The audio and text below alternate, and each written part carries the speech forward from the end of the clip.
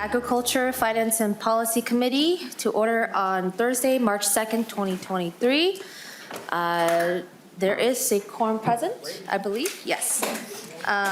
We will start off with our first bill, which is Representative Nelson on House File 1302, funding to provide and establish a meat and poultry processing certification navigator.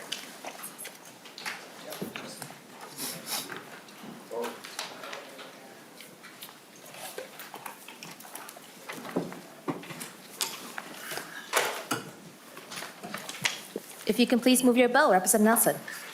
All right, thank you, Madam Chair, and I would like to move the 1302, and I believe that will be laid over for possible inclusion in the omnibus bill. All right, thank you. Representative Nelson moves the House File 1302 be laid over for possible inclusion. I see that we have a DE1 amendment. Do you want to move your amendment, Representative Nelson? Yes, I would like to, thank you, Madam Chair. I would like to move the DE1. And this amendment reflects that there's a USDA match.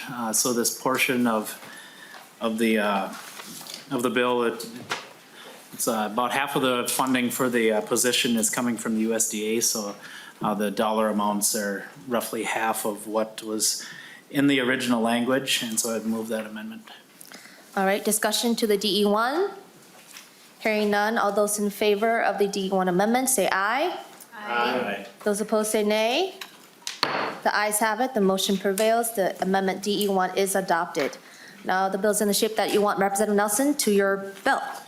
Yes, thank you. What the idea of this bill is, the challenges of meat processing and inspection and everything that happens with there, making sure the permits and the compliance and everything is taking place as need to be, can be an overwhelming and daunting task. And for somebody that's coming in, or maybe they're starting a new business model or transitioning, really having somebody to help them through the process, making sure that the proper permits and inspections and safety plans are all in place are crucially important, because one missed plan or one misstep really creates that starting over from the beginning sometimes. And we want to make sure that this process is walked through correctly and carefully, and can help not be a burden to new businesses starting out or transitioning. So with that, I do believe I have a few testifiers.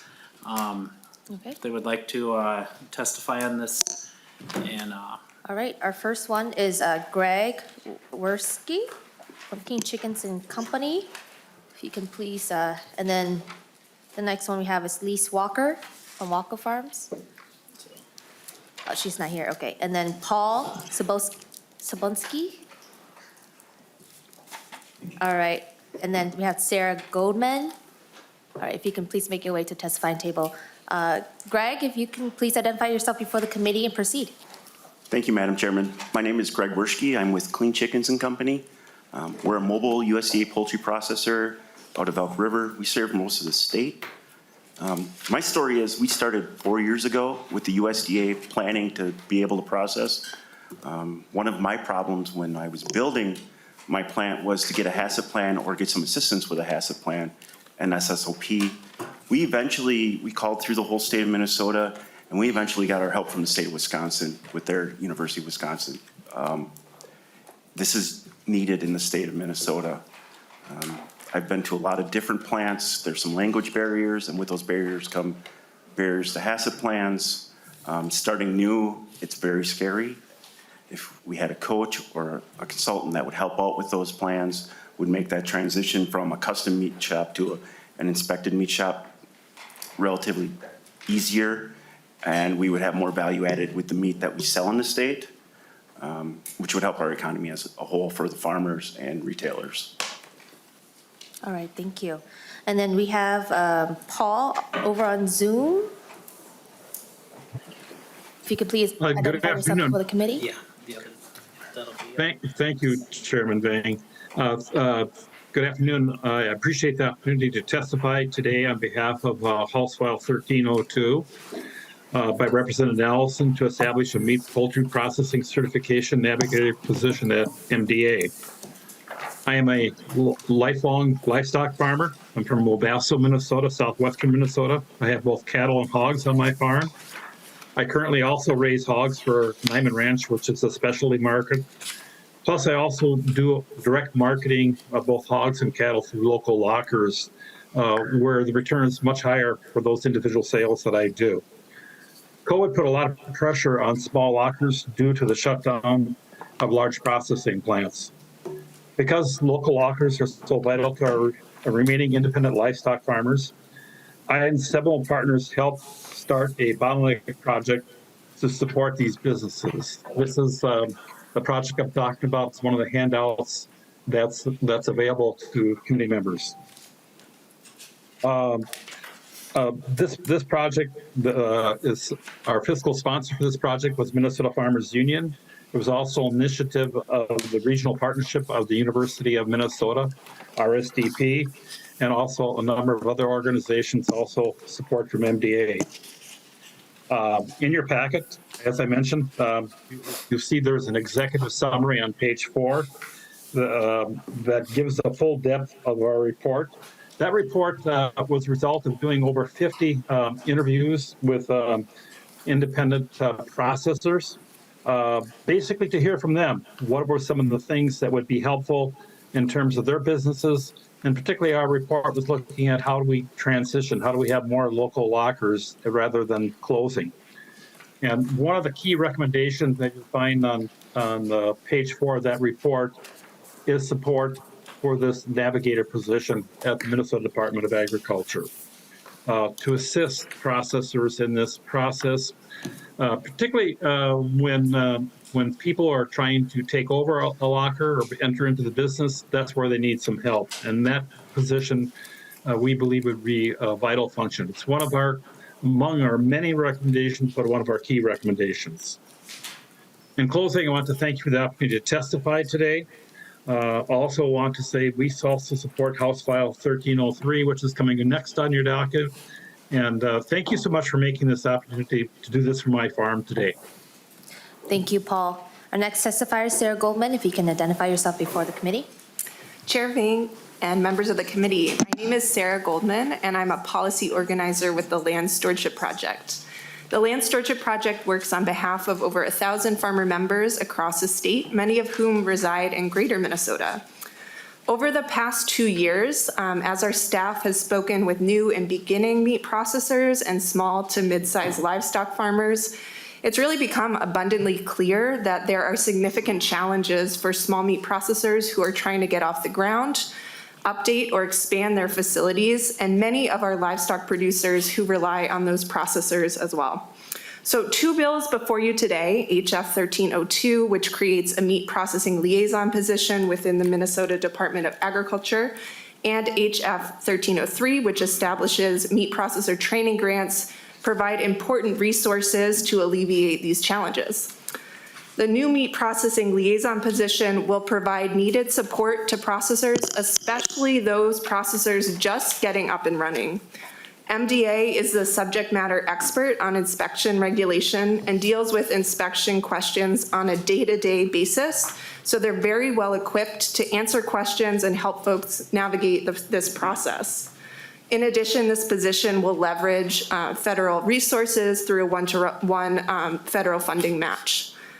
I wanted to mention that this proposal has widespread support. You'll see a number of letters of support in your packets. This proposal was included in the governor's budget, and many organizations, including the Minnesota Farmers Union, the Minnesota Farm Bureau, Minnesota Association of Meat Processors, Regenerative Agriculture Alliance, and Latino Economic Development Center have all submitted letters of support for this proposal. I did want to also talk about HF 1303 ahead of the introduction of this next bill. So this provides training grants to processors, and it's also an important bill because it provides resources so that processors have the skills that they need to update, to expand, to transfer or transition their processing facilities. Meat and poultry processors under federal or state inspection need to have sanitation standard operating procedures, or SSOPs, and hazard analysis and critical control point, or HACCP plans. They need to have these in place, and developing procedures and plans can be difficult, and often producers have many questions. These grants would provide needed financial support so that processors have the resources to develop these plans in addition to support for business plan development. This proposal also has widespread support from a number of organizations, including the Minnesota Farmers Union, the Minnesota Farm Bureau, Minnesota Association of Meat Processors, Regenerative Agriculture Alliance, and the Latino Economic Development Center. Thank you, and I'm happy to answer any questions you may have. All right, thank you. So those are all the testifiers I have in my notes. Are there any public testifiers that would like to testify? Or anyone that I'm missing? Okay. Seeing none, discussion to the bill. Representative Hansen. Thank you, Madam Chair, and Representative Nelson. Just wondering on liaison and working with folks, the ability to have multiple languages, is that something that you foresee? I'm just thinking of, you're familiar with Longchen and South St. Paul and some of the opportunities with meat processing for various communities. Maybe just if you could give your perspective on that. Representative Nelson. Thank you, Madam Chair, and Representative Hansen. I mean, while we don't have the language specifically in there that, they have to be available for, multiple languages, I think that is important. There are, one of the things that is quite prevalent in our small processing plants or small lockers is a variety of ethnic groups or ethnicities that are really running these. And, oftentimes English is not their first language. And I think, I don't know if somebody from the department would like to kind of answer that, I see how Commissioner Vauble. they kind of work through that process. If you can identify yourself before the committee. Thank you so much, Madam Chair, and thank you, Representative Hansen, for the question. Yes, this is a big part of what we're looking to do agency-wide, really, around accessibility for our programs and licensing. So certainly this would be a big part of what we're trying to do generally with meat processing and licensing, but also for this position as well. And I did just want to take the time, I apologize we did not sign up, but we were very, very supportive of House File 1302. As mentioned, it was in the governor's budget, and we really appreciate the consideration for this position. Representative Hansen. Okay. Further questions? Seeing none. Closing remarks, Representative Nelson, and please renew your motion.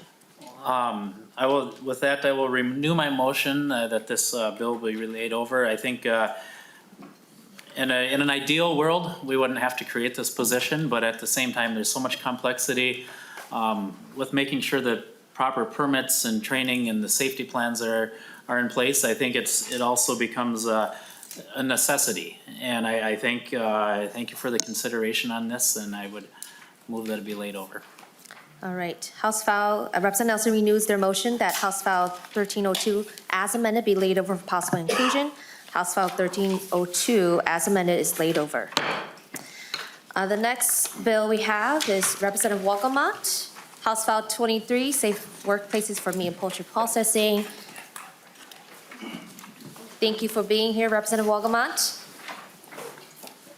Since you're not a member of the committee, I move that House File 23 be re-referred to the Judiciary Committee.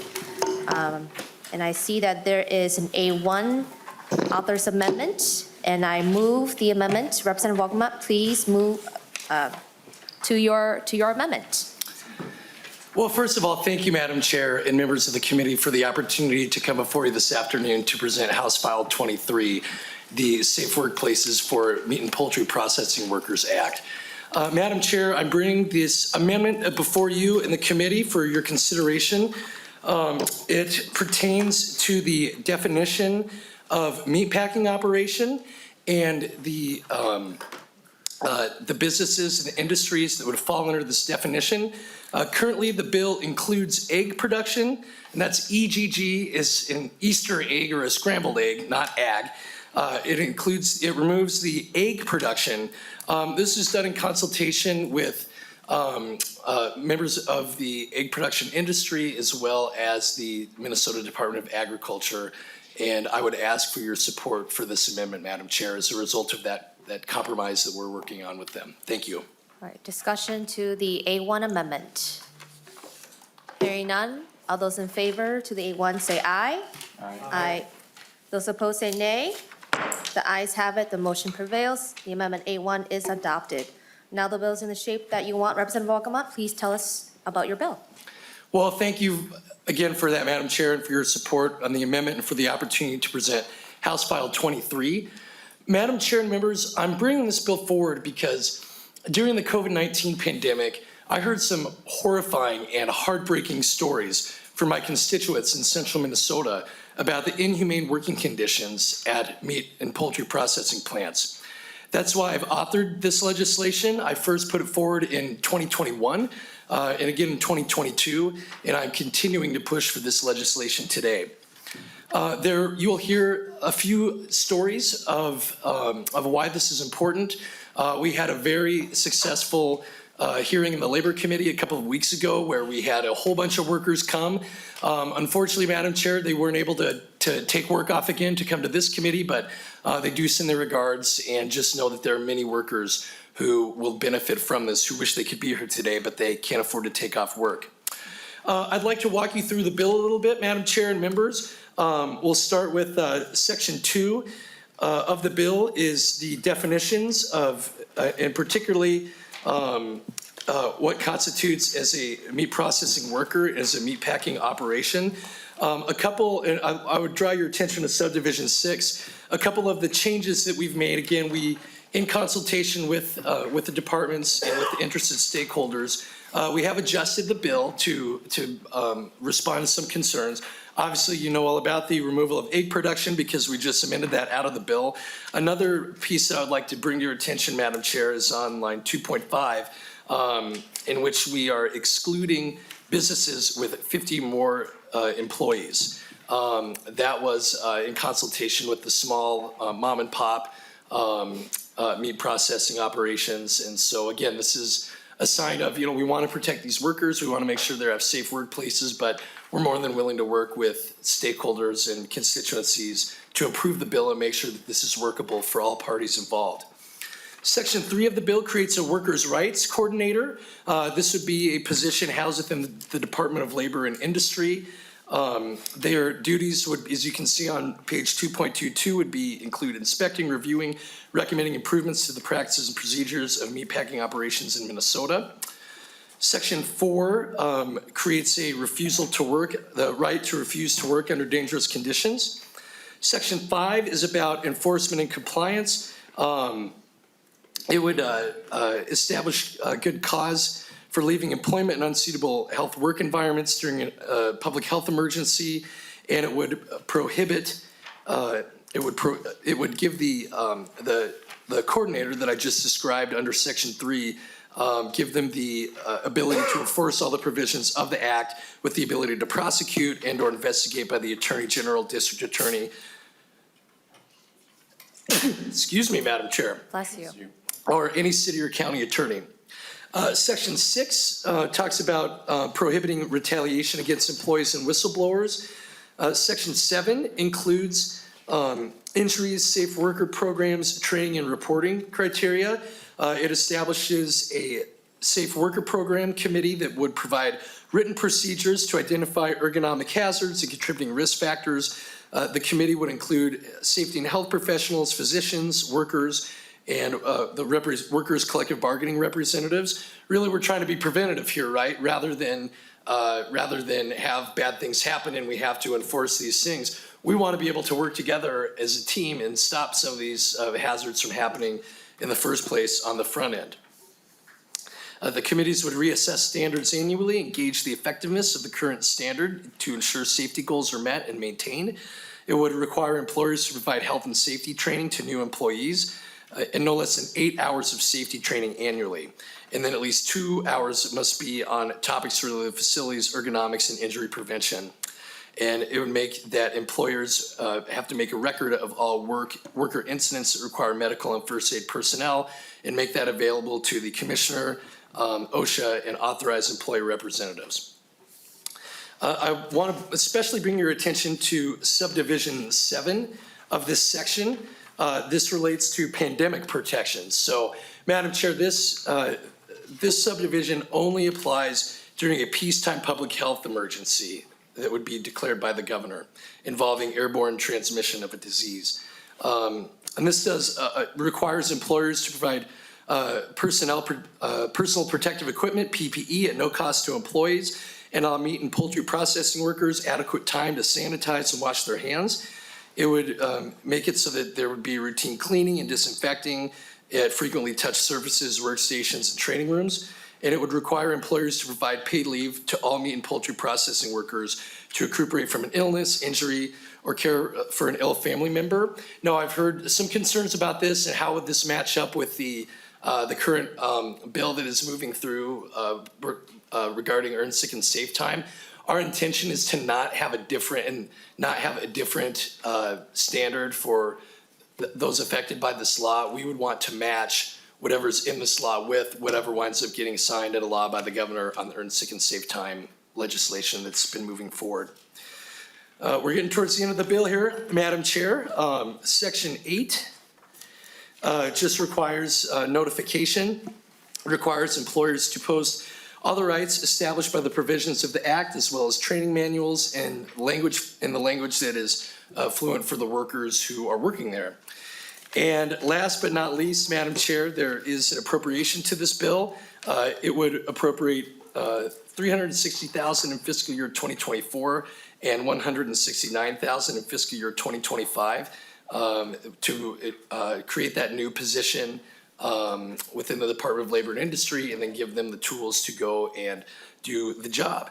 One thing I want to note to you, Madam Chair and members, is that we did get a fiscal note in on this recently that was different from the one put forward for the fiscal note when this was heard in the Labor and Industry Committee. Basically, the reason for that, Madam Chair, is that the Attorney General's office believes that they would incur some costs.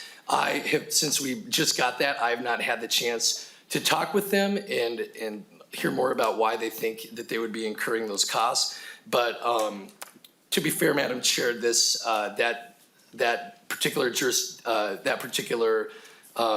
cost would not be within the jurisdiction of your committee and would be ironed out in another committee. But I just wanted to bring that to your and to members' attention in case you had a question about the discrepancy between the fiscal note and the appropriation that we have in this bill.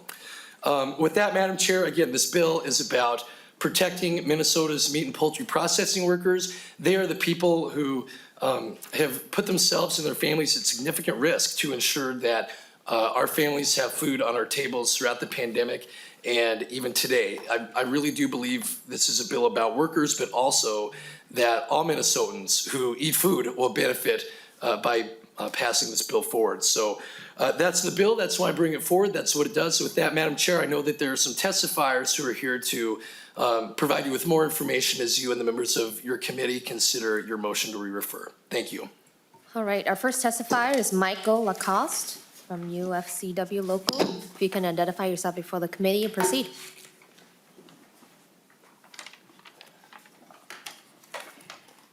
Good afternoon, Madam Chair and members of the committee. My name is Michael Lacoste. I'm the organizing director of United Food and Commercial Workers Union Local 663. Our union represents more than 17,000 essential meat packing and processing, food preparation, retail, and other workers in Minnesota. I'm here to testify to the importance and need to improve policies and accountability measures that protect meat packing and poultry worker safety and are critical to our state's and nation's safe food supply. Meatpacking is one of the most dangerous industries for workers on the job. Health and safety is continuously brought up as one of the important issues facing meat and poultry workers in Minnesota. In 2020, COVID-19 outbreaks wreaked havoc in the pork and poultry plants where our union members and non-union workers work. As a union with employers, we pieced together improved safety plans to protect meat packing and poultry workers from the virus with the resources at hand. But not all plants were as fortunate. Further, workers in this industry face conditions that are often dangerous and physically demanding. The work that meatpacking and poultry workers do is critical to providing families with safe food on their tables. This is not food versus worker safety. What we're asking is for a fair playing field so that the safety of workers goes hand in hand with safe food and a safe supply chain. Worker safety is food safety. The Minnesota Safe Workplaces for Meat and Poultry Processing Workers Act provides comprehensive workplace health and safety protections for workers to improve the safety of our food supply. Our state can and must do better for these workers. We ask that you please pass House File 23. Thank you for your time. All right, thank you. Next we have is Greg Andres from Greg's Meat Processing. If you can proceed, identify yourself before the committee and proceed.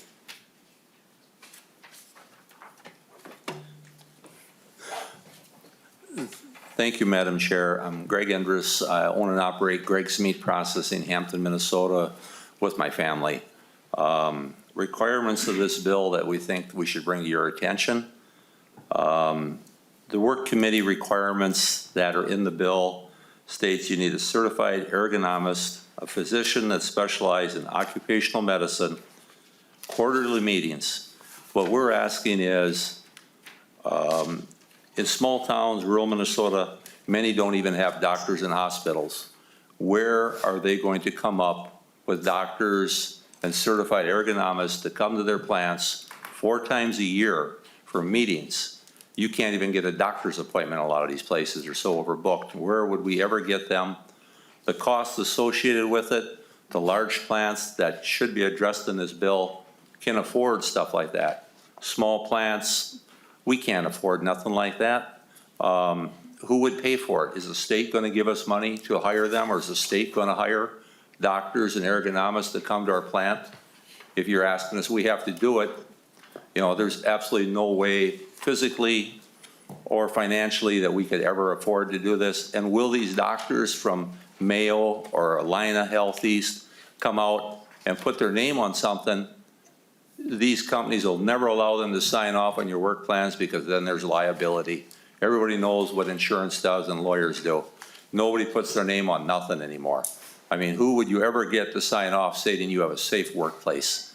And the next person gets injured on that piece of equipment, a lawyer is going to sue the company that agreed, or whoever agreed to it is going to be liable, just waiting for a lawsuit.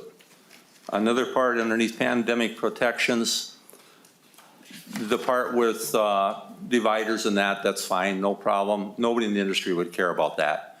But there's a part in there that says you have to have air exchangers that ensure on-directional airflow, outdoor air, and infiltration, both production, cafeteria, and locker rooms. These are large production things, nothing that comes up like when a pandemic hits. Nobody plans these years out. We have a quote from Reister Refrigeration, Red Wing, Minnesota, one of the biggest refrigeration companies in the southern part of the state. Just to do my locker rooms and my break room area is $200,000 to $250,000, let alone the architects, the engineering, and the construction costs for another $100,000. That would be putting in, this has to be done ahead of time. It can't be started after a pandemic hits, because it's never going to be there. I'm looking at $350,000. How can small businesses all of a sudden take on a load for $350,000? And I'm not a big plant, but who is the state going to cover these costs that they're telling us we have to incur? Because you can't do a pandemic and start projects like this. These take years to put into planning to go with it. The 30 hours with 1 hour paid sick leave, we're not sure. The website for Minnesota Department of Labor and Industry states that there is no law requiring this. I know there's another bill going through. If that bill doesn't pass, this one does. Is our industry now discriminated against because we're the only one that probably has a bill saying we have to do this?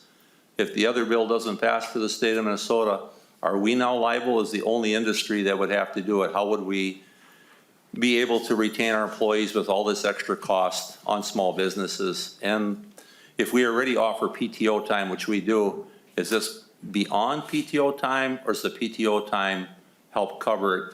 You know, we'd have to balance where we are in there? Greg, if you can please finish your thought. Okay. In conclusion, I would ask for an exemption of 499 employees. That's what USDA considers for large plants. Small and medium-sized plants are family-owned.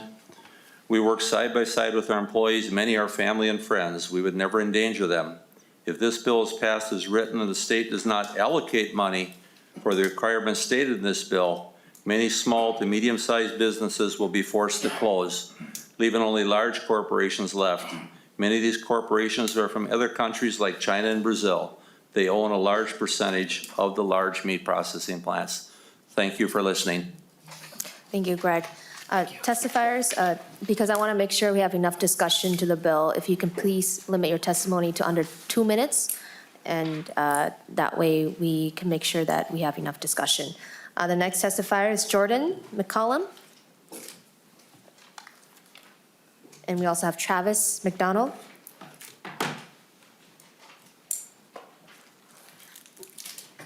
If you can please identify yourself before the committee, thank you. I'm Jordan McCullum. I'm the Executive Director for the Minnesota Association of Meat Processors. Thank you, Madam Chair, for letting me come up here and testify today.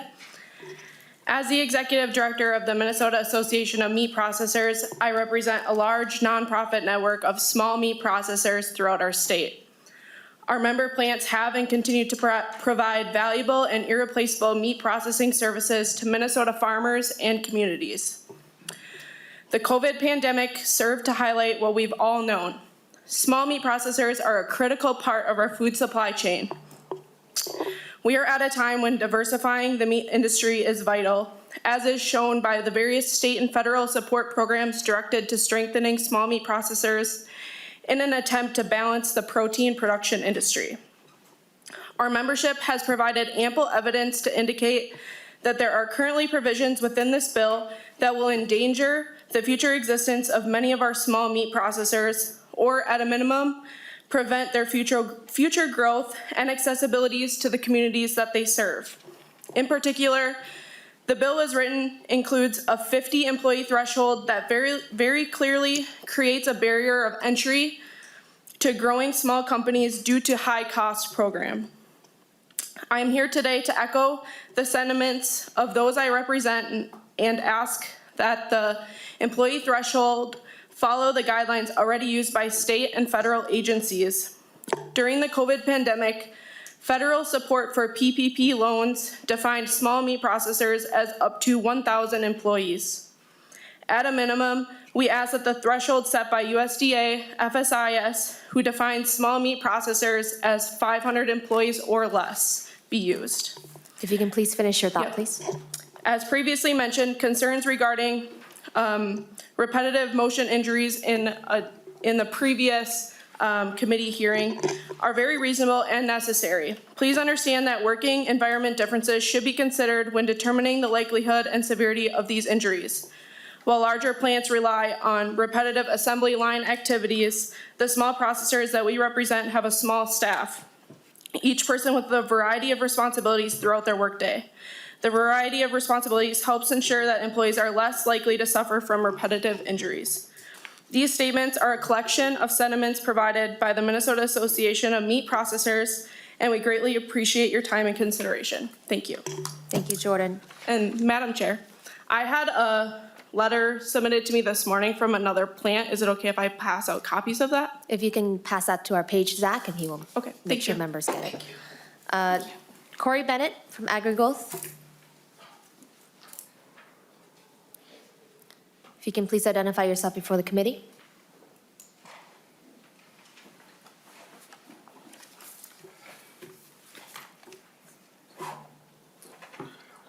Good afternoon, Madam Chair. Corey Bennett, representing the Minnesota AgriGrowth Council. Just going to be very, very brief, Madam Chair, and try to work through this as much as I possibly can. I just want to start out by saying there's a lot of this bill that AgriGrowth actually supports. There's some very good things in this bill with regards to protecting workers, and that's our #1 priority. With that said, we would like to talk to just a brief, I'm going to hit on 3 different points. First of all, I just want to say thank you to Representative Wolgamott for meeting with us on several different occasions to kind of work through the differences on these bills, and I really appreciate the time and the courtesy to do that. Just working through, I'm just to highlight 3 areas, Madam Chair, that are still something that we would like to work with the author on. The first one is on page 2, section 2, subdivision 6, line 2.4. This is the meatpacking worker definition. Thank you for the A1 amendment, really appreciate the egg production, but in the spirit of more compromise, this is something I've talked with Representative Wolgamott as well, and that is to look at maybe excluding pet food manufacturing and rendering as well. These are very highly automated types of situations and types of industries. These are very large facilities, employees are spread out over a very large area.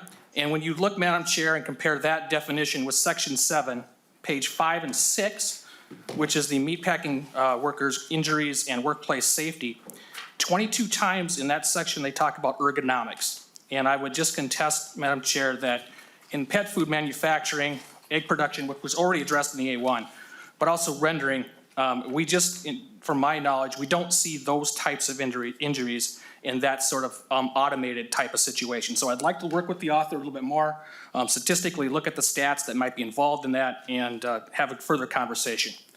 The second piece, Madam Chair, is the worker rights coordinator. That's on page 2, section 3. As you may be aware, I'm sure you all are, the meatpacking industry is very heavily regulated, not only on the federal level, but the state level as well, and the international level. We're not exactly sure what the new coordinator will bring that some of the other expertise don't have. Mr. Bennett, if you could please make your final point. But with that said, we certainly are thankful for knowing that this is going to be comprehensive and complaint-based, rather than just random visits onto our facilities. And just lastly, Madam Chair, I did have a good conversation with Representative Wolgamott on the Safe and Sick bill and the provisions in this bill, talking about the conflict that these provisions have, and hoping that if the fact one moves over the other, that we have some sort of continuous benefit throughout and not just singling out one industry over another. So thank you, Madam Chair. I appreciate your time. Thank you. And the final testifier is Sarah Lopez from Unidos, Minnesota. If you can please identify yourself before the committee and proceed.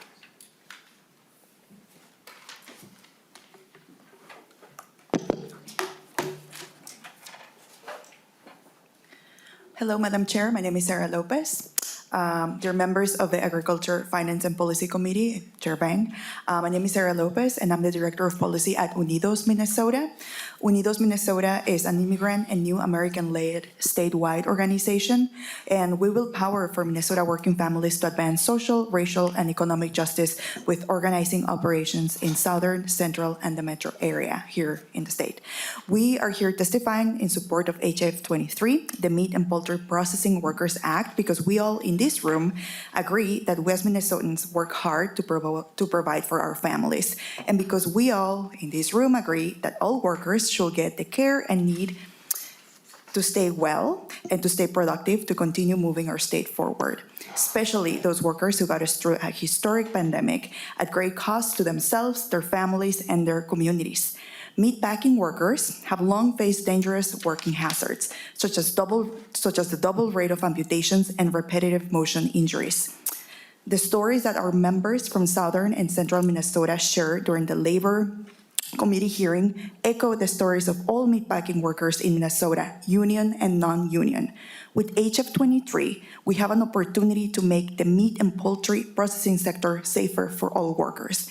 The Meat and Processing Workers Act builds on existing legislation, and it expands existing laws to protect all workers, union and non-union. Please finish your point.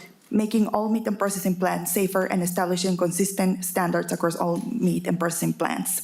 The hard work embedded in the promise of this and sacredness of the American dream, under fair conditions, we know that hard work and dedication to your job is not enough. That's why we support HF 23, because it gives every meat and poultry processing worker a chance at succeeding by boosting job quality for all workers. Thank you. I hope you vote in favor. Thank you. We actually have one more testifier, Travis McDonald. If you can please identify yourself before the committee and proceed.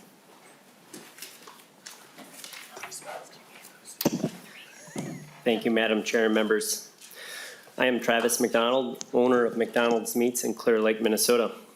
Thank you for hearing me today. I'm here to voice my concerns about Bill HF 23 relating of safe workplace and meat processing. I can understand the intent behind the drafting of this bill, as a large meat processing facilities have been in the news over the pandemic. But this bill, as written, brings many small and medium-sized processors into scope.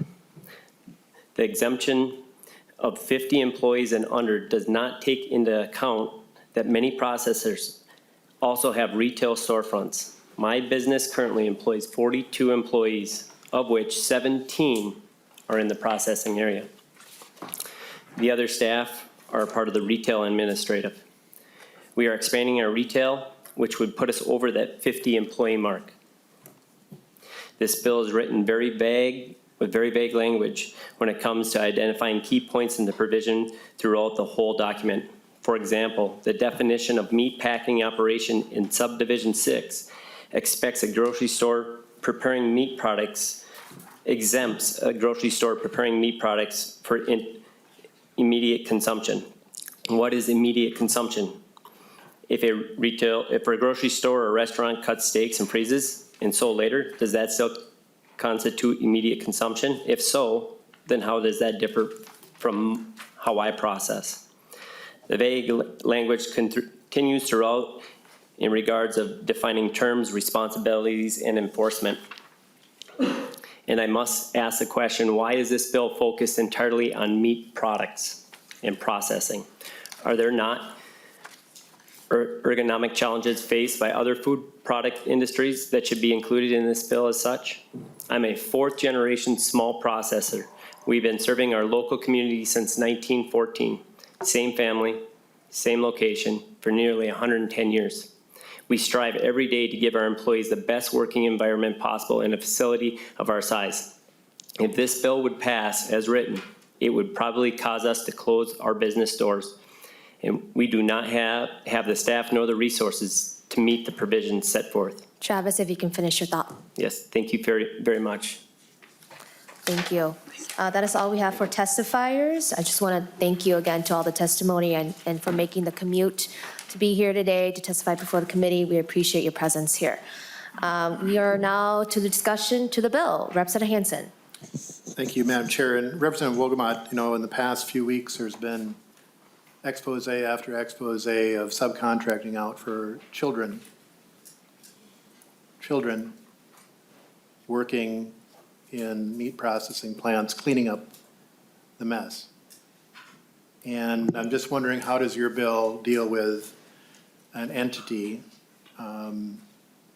hiring children to do the cleaning as a subcontractor? What's the responsibility? Who does it apply to? Does it apply to the employer who hires the subcontractor, or would the subcontracting company also be covered under the act? Representative Wolgamott. Well, thank you, Madam Chair, and thank you for that question, Representative Hansen. As a dad myself, it's just been really heartbreaking and what a horrifying nightmare to have those children in those circumstances.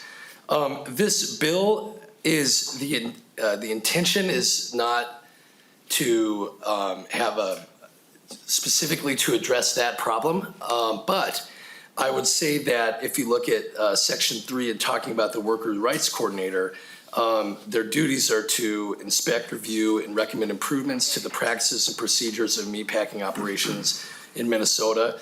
My hope of putting this, and intention of putting this legislation forward, is by having a specific Workers' Rights Coordinator in the Department of Labor and Industry, and having those resources to go out and inspect and review and recommend improvements that things like that, in addition to unsafe work practices, that having children in these factories doing that work would be investigated, and there'd be more oversight from this Worker Rights Coordinator. Representative Hansen, and members, since we do have a very full agenda, I'm just going to allow one follow-up from each member. Representative Hansen. Thank you, Madam Chair, and Representative Wolgamott. I have some empathy for the small butcher shops and meat processors, but there's been such a great consolidation in the industry. I think Smithfield is owned by the Chinese government. It seems JBS, I think, is owned. It's hard to tell who owns what anymore with the various operations. And these are extremely large multinational corporations. I think they have the capacity to deal with these things in the bill. I worry that they find some way of wiggling out of them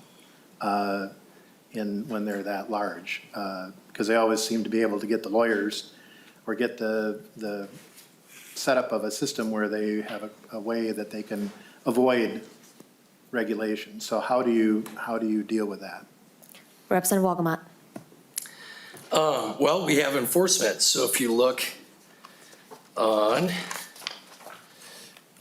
section 5, line 3.5, it goes through all the different ways that this law will be enforced and what happens if there's not compliance, who has the authority to investigate and prosecute. I believe a review of section 5 on line 3.5 through 4.18 would really follow through on how this would be enforced and how bad actors would be prosecuted. Representative Anderson. Thank you, Madam Chair. This might be a long question. Anyway,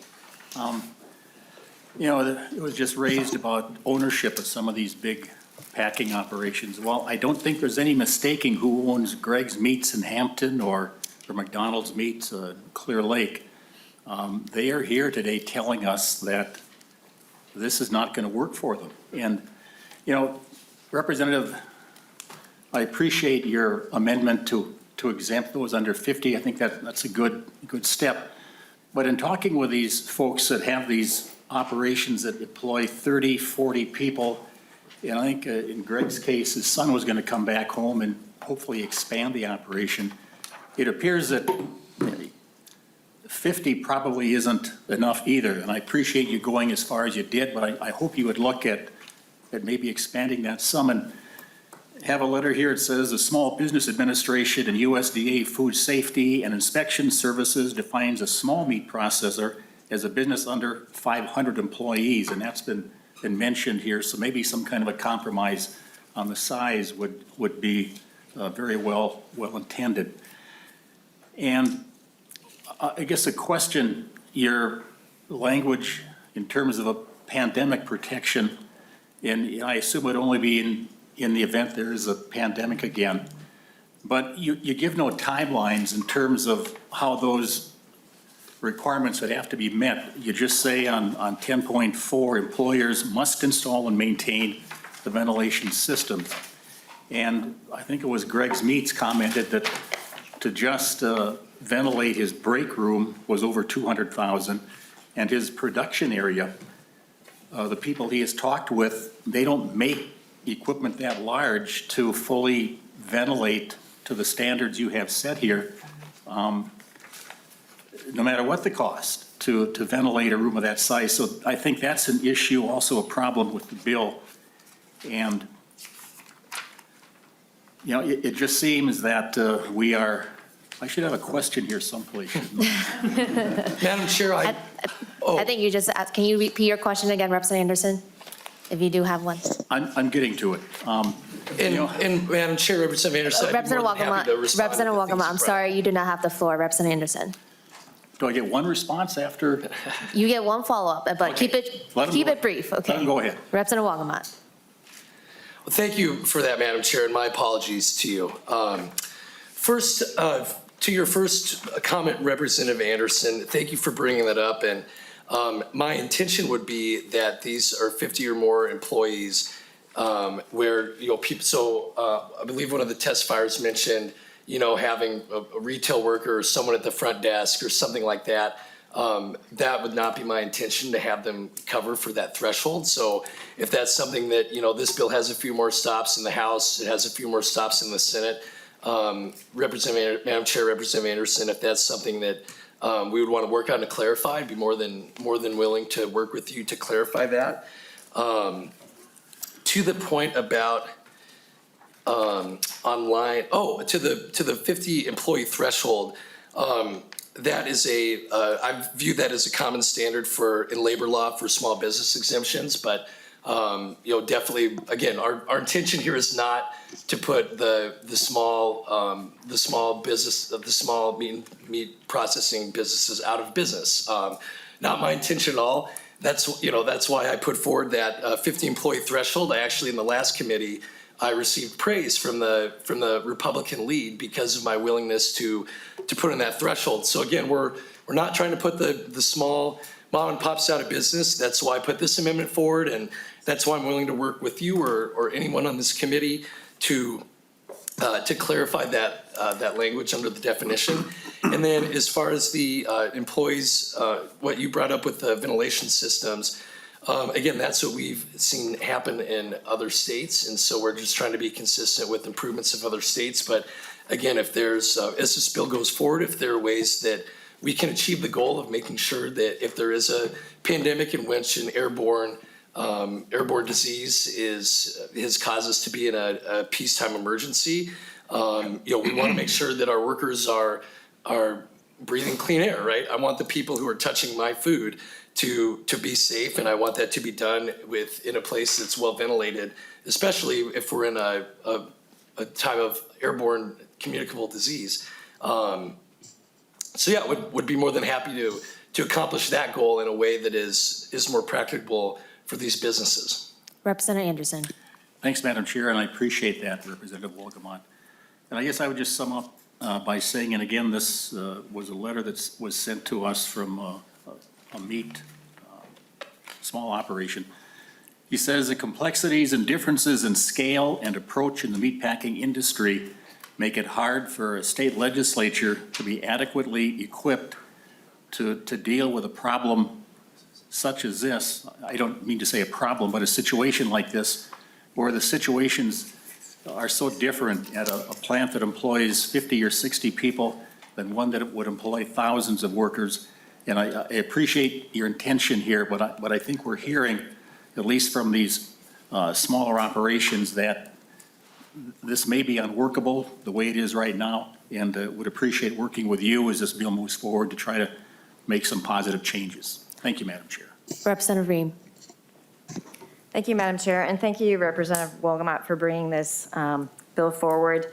It's very timely. I actually received a text last night from a constituent who had read the New York Times article that was published on February 25th, titled "Alone and Exploited Migrant Children Work Brutal Jobs Across the U.S." And if you look through that article, you'll see that Worthington is in that article as being, a place where they've received a number of complaints about children working in these meatpacking plants.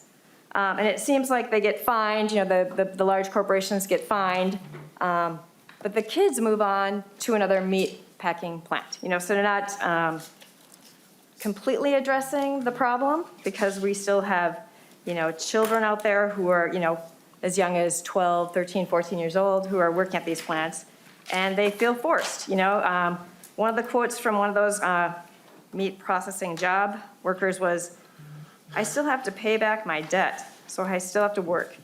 The children who are working there, they move from plant to plant. So I would love to see, if not in this bill, maybe we could work together on another bill to address this problem, because I think it is, a huge issue. And I know consumers are willing to pay a little bit more money to get meat that is ethically sourced, that isn't, tainted with, child labor. So I think from a business perspective, I think it makes sense to make sure that, we have these laws. And then lastly, I just want to make another point about how I know in section, or the pandemic protections section right there. When you're looking at an airborne illness, a pandemic, I think it's not enough to have a 6-foot radius. So I'm wondering if you'd be willing to work on that. Maybe, I don't know if the U of N, the Center for Infectious Disease, what is it called? CIDRAP, Center for Infectious Disease Research and Policy, possibly working with them to come up with language that would be, good both for the employer as well as the employee. So, Representative Wolgamott. Well, thank you, Madam Chair, and thank you for those comments. I agree. It would be good to work on maybe separate legislation specifically dealing with the problem of children working in these facilities. I would certainly be open to working with you and anyone else. Again, the goal here is to strike a balance of making sure that these workers are safe, that these, that there is a radius between workers so that they're not transmitting airborne diseases.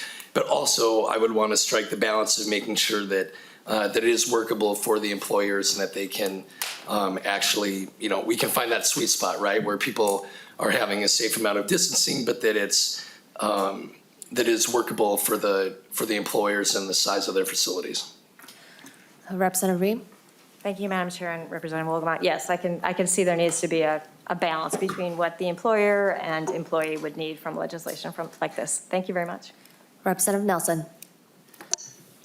Thank you, Madam Chair, and thank you for this discussion today on the bill, Representative Wolgamott.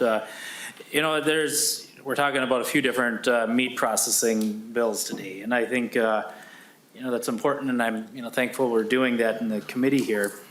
But I think one of the concerns I have is really that 50 employee threshold.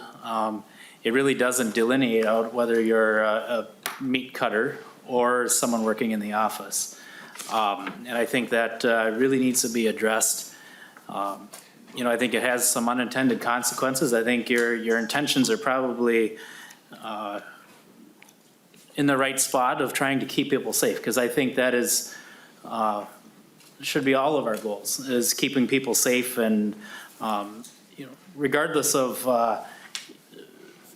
what size of business they are, that should be our goal. However, I think 50 employees is probably really too small of a number on this. It will put unintended consequences on our small businesses. And I know JBS has been in the news a little bit lately. I had the opportunity to tour JBS down in Worthington about 4 or 5 years ago. And the individual that actually gave the tour was a kinesiologist. She started in sports medicine and was living in Michigan and had an opportunity to move home, or wanted to move back closer to her parents. And one of the jobs that came up was this at JBS, and she thought, what in the world do they need a sports medicine person? Really couldn't figure out why that was. And then when she came there and really started seeing the opportunity there was to be training in the facility of how to prevent injury, how to not. A lot of it relied on prevention, and I think there's whether they're all doing this or not, I don't know. But, many of these things in this bill are being carried out by some of the large processors who already have that on staff. So in some ways, it's probably not a bad thing to say that all of them would be able to have these standards. But I think the concern is, has been raised by some others that, to be able to get a doctor, a few years ago, if you wanted a doctor's appointment, you called up, made an appointment, a week or two later, you were there. Now, unless it's an emergency, you might be several months out or longer. And some of these things, we're putting some of these small businesses in a real precarious spot.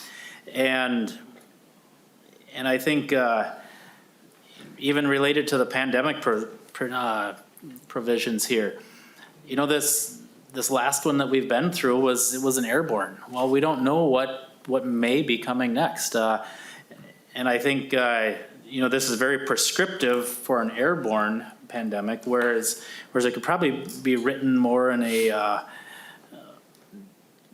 allowance to be able to, following the, whatever may be the, Representative Ream, I don't remember who it was there that you had, but there's experts that we can follow on this, and whatever the next health outbreak may be, it may not be a thing that we need to be 6 feet apart. It may be something completely different, but if we're going to this is really designed for airborne one. Representative Nelson, do you have a question? And I would just, would appreciate if you could work on this and increase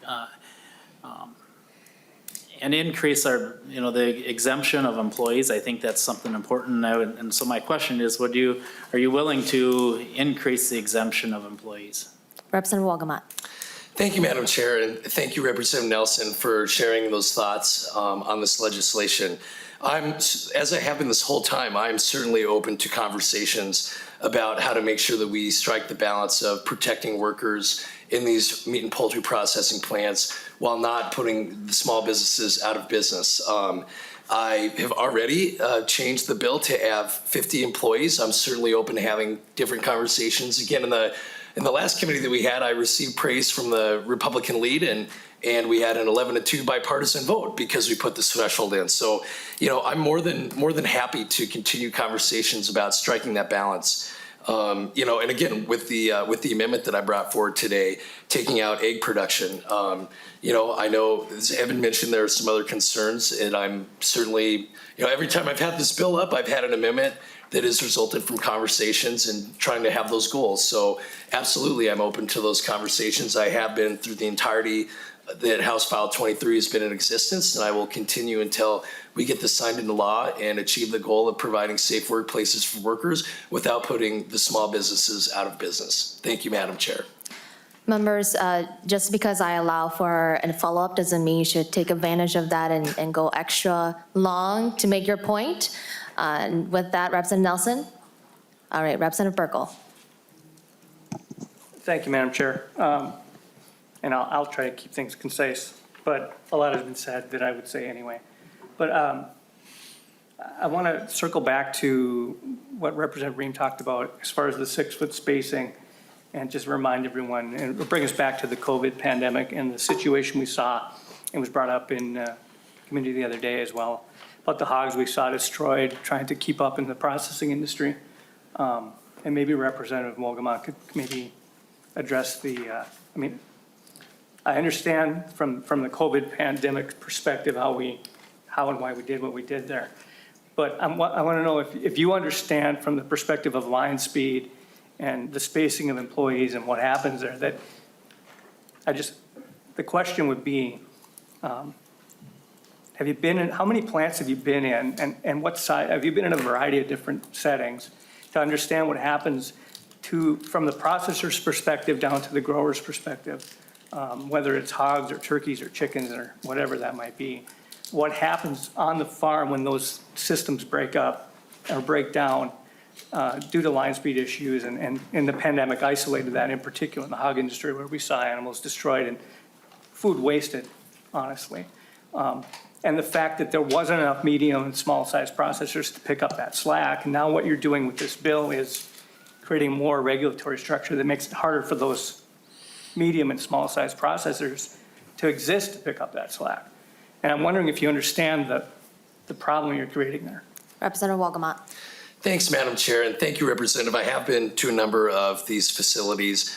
We went with that 6-foot radius because, again, the intention of this legislation is to keep workers safe, right? To keep workers from not spreading airborne diseases. And so we went with the 6-foot radius because that's what was the consensus of public health experts during the COVID-19 pandemic, is the proper distance for social distancing that would prevent the spread of air droplets. But as I already said to Representative Ream's question, I'm more than willing to take a look at changing that in consultation with the businesses and with public health experts. But again, my priority here is that we are keeping these workers safe by following what public health experts say is the proper distance to be distant to prevent the spread of an airborne disease from one person's droplets to another. Representative Burkle. Thank you, Madam Chair, and I appreciate that. Now, and I'll go back to the testifier that made the statement that worker safety is food safety, and I completely agree with that. And it's in the best interest of everybody to have everyone show up to work healthy and safe. And if they don't, of course, what happens is what you saw. Animals destroyed, discarded carcasses, wasted food. And I'm just worried that the bill you have here, and I'm glad you're open to some conversation about whatever it looks like going forward, but I'm afraid that what you're doing is going to exacerbate a problem we have now. Representative Jacob. Thank you, Chair Vang. We had a testifier, I think Greg Endres, speak specifically to some of the licensing requirements and some of the liability issues. And I think, specifically the boards that needed to be created and the rate that they had to meet at, and getting a medical professional to sign off on the safety. Could you, would you speak to his concerns and the solutions that are in this bill that would address those concerns? Representative Wolgamott. Thank you, Representative Vang, thank you, Chair Vang, and thank you for the question, Representative. Really what this is about is developing a safe worker program for purposes of prevention. So it's not like it's a test where you're either safe or not safe. It's really to go in and take a look at the practices that are happening and to develop strategies to prevent chronic injuries and other things. So really it's about soliciting feedback and creating a safe work program. It's not necessarily about signing off or saying that there's you're safe or not safe, but it's about creating written procedures to identify hazards and contributing risk factors and how to make sure that those situations are prevented. Representative Jacob. So the testifier spoke to the financial concerns in that, and then he also spoke to the financial concerns of what it might cost to implement some of the airflow issues, $200,000 to $250,000 on a small business. So what's your answer to if the amount of financial burden will put these places out of business? What's your answer to them? Representative Wolgamott. Thank you, Madam Chair. Thank you for the question, Representative. Our intention of this bill is to make sure that workers are safe. So it's not to put people out of business, but it's to make sure that the horrible things I can't imagine someone could tell me that what happened during the COVID-19 pandemic to our workers and what is happening in meat and poultry processing workers in our state is okay. It's not. Workers face terrible conditions. They put their health on the line. They put their family's health on the line. I got many calls from constituents who would say, look, I don't know what to do. People are getting sick in my workplace left and right. People are going into the hospital. I don't want to go to work, but I can't decide. I don't want to have to choose between not going to work, but then I can't get my paycheck and provide for my family. So I'm thinking about those families who had to make those tough financial choices. The status quo of our current laws did them a tremendous disservice. They think about the impact on their budgets. So again, the point of this bill is to strike that balance where we're not putting the small businesses out of business, but also, I'm sorry, but what happened during the pandemic and what we're seeing today is not okay. We should not accept that workers in our state have to go and work in those conditions. So I'm sympathetic, and as I've said many times today, I've already made changes to the bill to address concerns of small businesses. I will continue to be open to that, but I will also not sit by while workers in our state have to have that financial impact on their physical health or their financial well-being. Thank you, Madam Chair. Representative Cha. My question is to the testifier, fourth generation. McDonald, can you come up to the testifier table, please? I asked the question while you're approaching here is that as a stakeholder in this industry, if 50 is too low of a number, what is that magic number for you as a stakeholder? If you can please identify yourself before the committee and proceed. Yep, I'm Travis McDonald, McDonald's Meats. Me personally, I would go with the federal and state at that $4.99 and less. I don't know if there is a magic number. I just know at 50, it affects your mom and pop. It affects your small meat markets. And I feel like it really undermines everything that the state has been trying to do with getting small industry, small meat markets. I mean, we have this shortage. We need us, but at 50, That is your Thank you, small mom Travis. and Thank you pop. for answering the question. Representative Cha. And how many employees do you currently employ right now? 42. Thank you, that's all. All right. Seeing no further discussion, closing remarks, Representative Wolgamott. Well, thank you again, Madam Chair and committee members. I really appreciate your listening to my presentation for House File 23.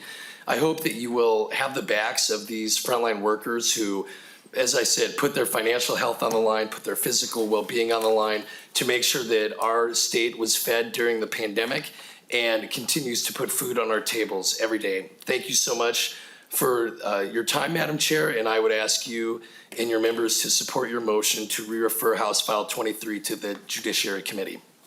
I renew my motion that House File 20. Madam Chair. Representative Anderson. Madam Chair, again, we are seeing a full agenda today, and a lot of questions and a lot more discussion should take place. This is an extremely important bill for the state of Minnesota. I would request to lay the bill on the table and ask for a roll call. Roll call being requested, and that is not debatable. Matthew Salser will take the roll. Chair Vang. No. Vang, no. Sorry. Hang on 1 second.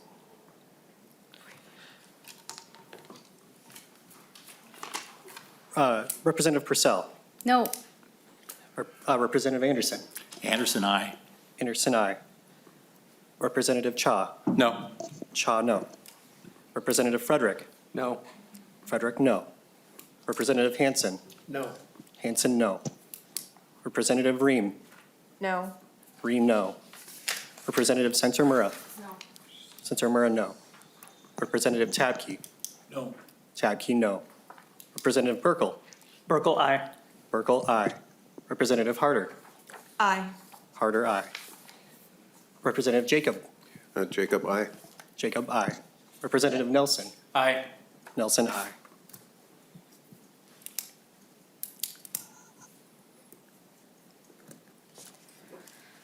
There being 5 ayes and 8 noes, the motion does not prevail.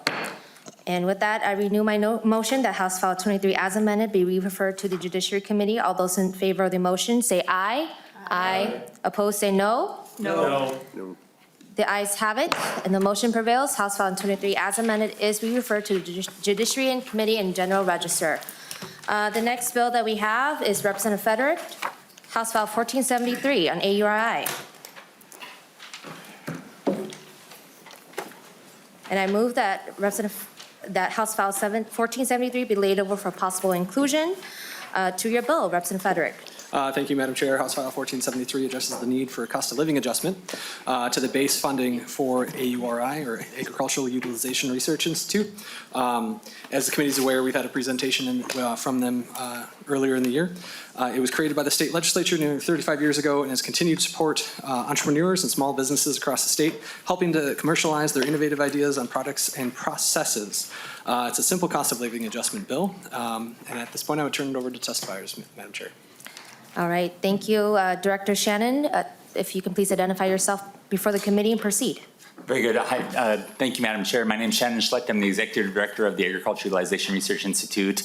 So our ask here, and I'll be very brief, I'll skip over the background since we've already discussed that, is really looking at a cost of living adjustment. AURI is does not automatically receive cost of living adjustments. Our last cost of living adjustment was in fiscal year 20, nearly 4 years ago for $100,000. We know what's happened with inflation.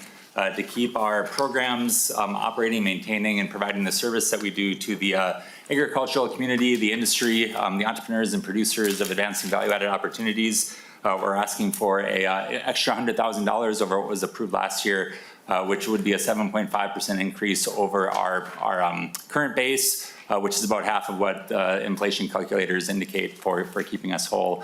And that's really, again, just to make sure that we can continue to provide the programs that we're operating today, maintaining competitive salaries for staffing, our rental increase, operational increases, and to continue to provide that impact to the state of over $290 million in new sales every year, the capital investment that we see that we help create across rural Minnesota, and the jobs that we help create and retain. Madam Chair, I'll stop there for any questions. All right, discussion to the bill. Hearing no discussion, closing remarks, Representative Frederick. I appreciate the committee's support. All right, I renew the motion that House File 1473 be laid over for possible inclusion. The next bill we have is House File 1475, another AUI bill. If you can please move your bill, Representative Frederick. Thank you, Madam Chair. I move that House File 1475 be moved or laid over for possible inclusion in omnibus bill. All right, to your bill. Thank you, Madam Chair. House File 1475 is, as we already said, established 35 years ago. And what this bill is looking to do is set aside $2.75 million so AURI excuse me, can upgrade their equipment at their different facilities. And it's spelled out in the bill how that money would be used in the different areas. All right, and then Director Shannon. Thank you, Madam Chair, members of the committee. Again, Shannon Schlecht, Executive Director of the Agriculture Utilization Research Institute. I also do have Dr. Luca Zullo here with me, who is our Senior Science Director, and Jennifer Wagner-Lahr, who's online as well, to respond to any questions on any of the testimony here. First of all, I'll start on the capital equipment requests that we have. And this is really about modernizing, adding, and really helping us upgrade some of the equipment that we have at AURI. We have depreciated over $3.5 million of equipment. This would provide a new slate or a new step for us in terms of the equipment that we need to continue to service the agricultural business in terms of their value-added needs. That would be at our Waseca location and our Marshall location.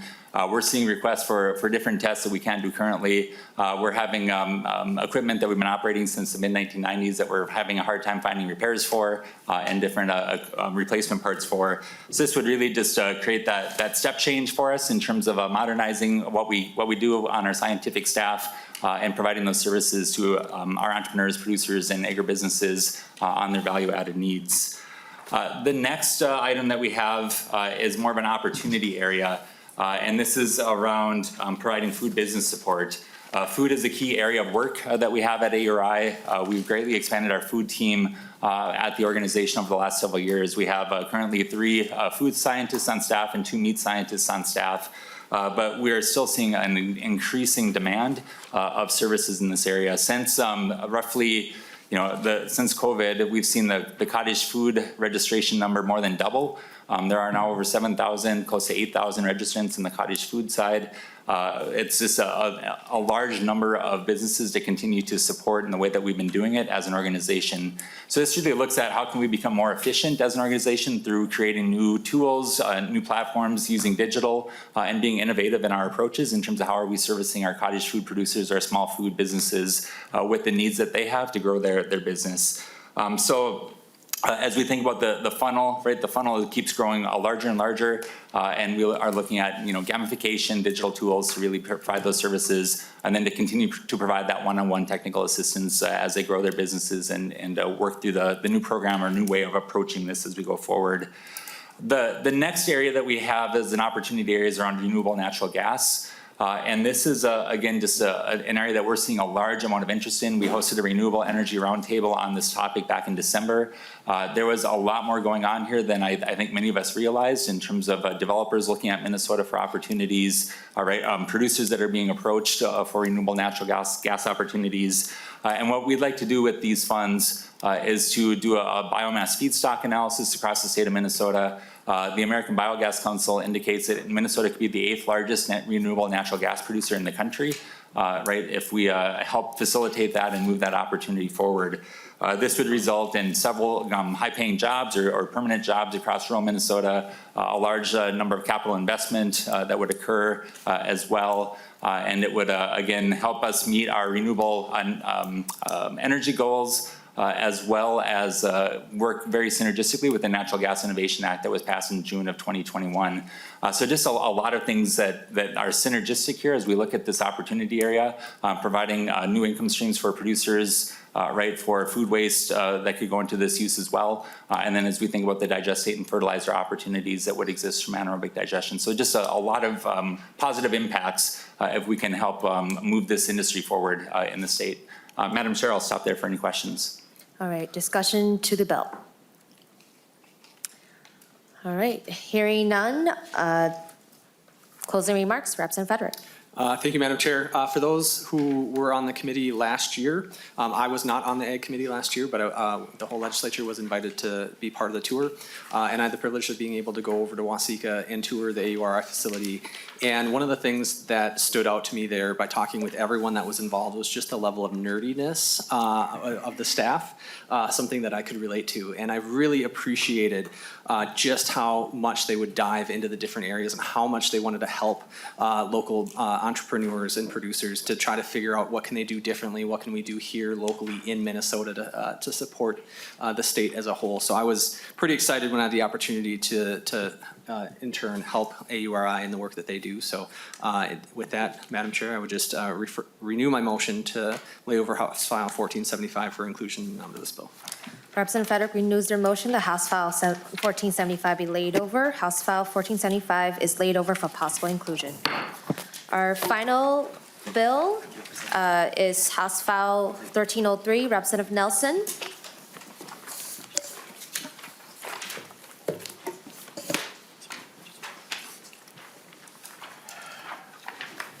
Good to see you again, Representative Nelson. If you can please move your bill.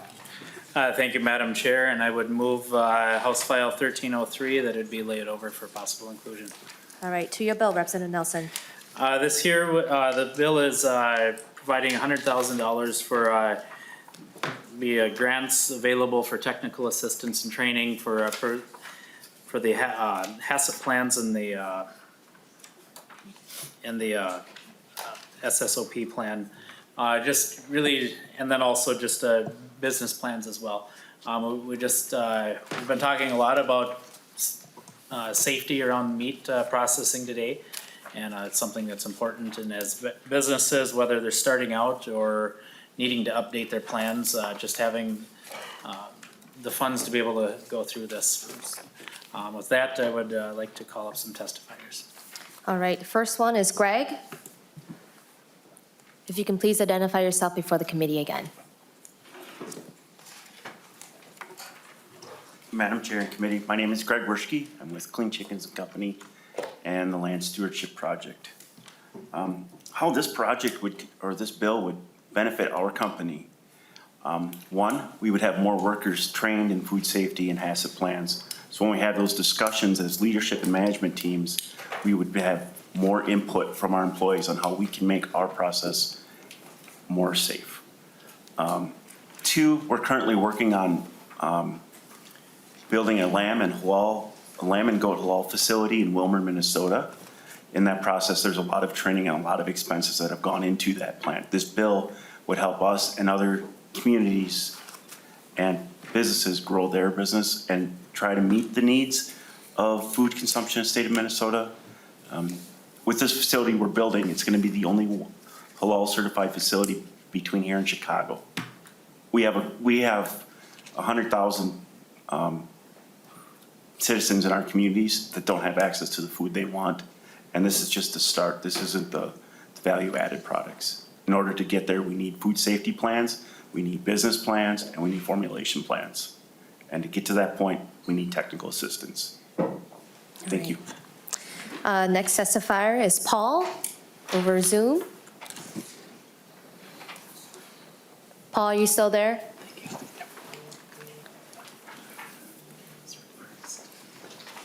Yes, I'm still here, and I just want to testify in support of the bill for the same reasons that were said. Appreciate the opportunity. Think it's an important step forward. Thank you. All right, thank you, Paul. I believe those are all the testifiers in my notes. Are there any public testifiers that would like to testify to the bill? Okay. Discussion to the bill. Representative Cha. Thank you, Madam Chair. Representative Nelson, would you consider the meat processor with 50 full-time employees to be up to 99 employees? Representative Nelson. Let's see. Thank you for the question on that, Madam Chair and Representative Cha. I think, going back to the last bill, I think that there's, I really want to focus really on probably the small and probably more of the I don't know if you would call them micro, but really very small businesses with this one. Because under the USDA definition, the small and mid-size, I think mid-size goes up to 499. And so I think what this is really geared for here is really your small ones. That is most likely family-owned, very small processors is what really we're looking at here. I think one of the, it's, and that's my thoughts. Representative Cha. Well, thanks for the clarification that 50 employees is considered small. Thank you. Representative Purcell. Thank you, Madam Chair. Thank you, Representative Nelson, for carrying this bill. I'm happy to be a co-sponsor of both of your bills, and thank you for being our bookends today at our meeting, first and last. This is a need that we really see in our community. It impacts folks who have small number of animals on their operation, and we need more of these facilities. So to be able to potentially have some money for these small processors, it's a great need that we have, and I'm very supportive of the bill. So thanks for carrying it. Representative Ream. Thank you, Madam Chair, and thank you, Representative Nelson. I think it's great that you have a bill here that will help the smaller businesses. I'm curious, though, it's a very small amount. And I love the idea of, putting money into education for training. But I'm curious how you came to the dollar amount of $100,000. Representative Nelson. I think part of it is, thank you for Madam Chair and Representative Ream. Part of it is just a starting point. I don't think that our goal is to fund completely the plan, but at the same time, there's steps in the processes, and oftentimes hiring an outside consultant. And so that, somebody, a small plant, and I'm sorry, I don't have the number of small plants in the state. Maybe there's somebody that does, but there's not a large number of them, but to be able to have some funds available for them, it's really just a starting point. Representative Ream. Thank you, Madam Chair, and thank you, Representative Nelson. That's good to hear. Yeah, I would love to know, if that's going to be enough, and what the plans would be for future projects. But I will take that conversation offline. Thank you so much. All right, well, thank you. Further discussion? Closing remarks, Representative Nelson? Thank you for hearing this bill today, and for the opportunity to present it, and I appreciate the consideration of in the future omnibus bill. So thank you. With that, I would renew my motion to lay this over for possible inclusion. Representative Nelson renews their motion that House File 1303 be laid over for possible inclusion. House File 1303 is laid over for possible inclusion. Members, next week we will go back to our regular committee schedules on Tuesdays and Thursdays. And so with that, our next meeting is Tuesday, March 7, 2023. Thank you so much for the discussion today, and this meeting is adjourned.